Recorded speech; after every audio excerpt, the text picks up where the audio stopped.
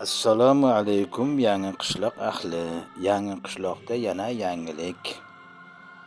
Yangi qishloq fuqarolar yig'ini raisimiz O'ngboyev G'anishirjon boshqa lavozimga o'tganligi sababli hurmat, ehtirom bilan Salomimiz bor va eski rais bo'lib ishlagan o'zimizda va G'anishir aka yaxshi mehmonmi yelkamatosh bo'lib ishladik.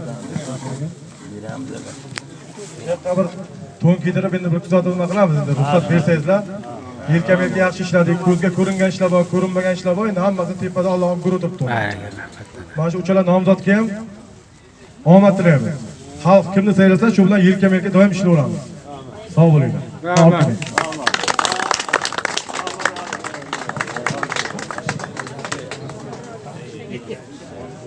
Rahmat G'anishir. Zo'r ishladi. Zo'r ishladi. Yashar.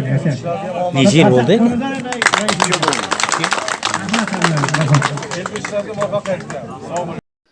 Yangi qishloq fuqarolar yig'ini raisligiga nomzodlar Xudoynazarov Saidmurodjon omad yor bo'lsin.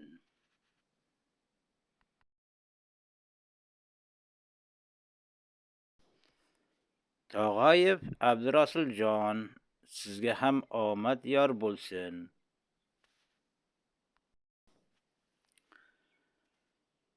Bozorov Bahromjon, sizga ham omad yor bo'lsin. Hammalaringizga omad. Sog' bo'linglar.